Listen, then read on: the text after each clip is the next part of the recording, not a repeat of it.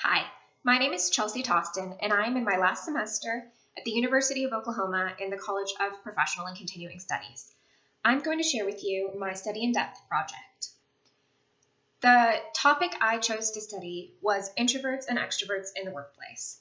I chose this topic because I am definitely an introvert, but because I'm not shy and don't have a lot of qualities of other introverts, people misunderstand and assume that I'm an extrovert, which has put me in some slightly uncomfortable situations.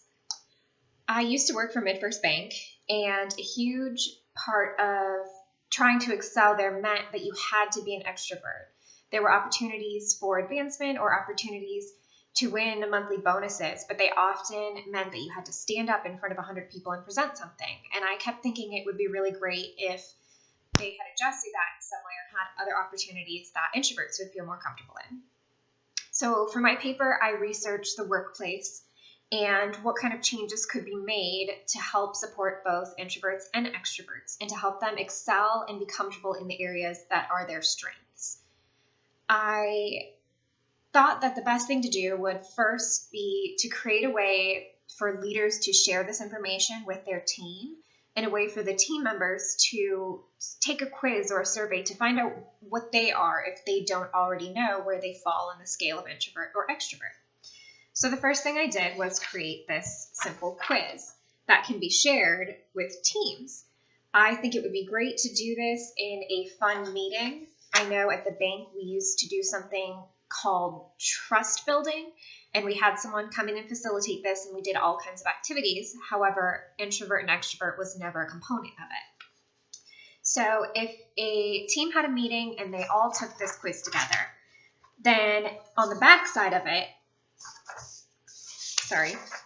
what would be on the back side of it has an explanation of where you fall on the scale depending on your quiz results. It has an extrovert, an introvert, and then what I've learned is called an ambivert, which is somewhere directly in the middle between the two or in the middle of the scale.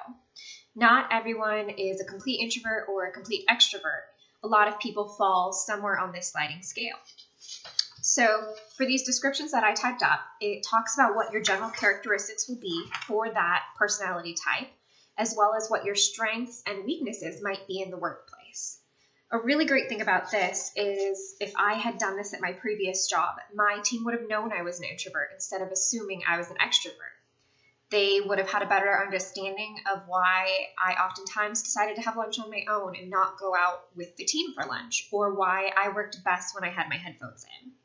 That's something that just never came up in conversation, so assumptions were made and they weren't always correct. And unfortunately, some people were offended by my not wanting to go out for dinner or drinks after work, when really it was just a preference. I like to do things one-on-one with my teammates, and at the end of the day, I really just needed to decompress and go home and be alone or with my dogs or my boyfriend after being in a room full of 100 people.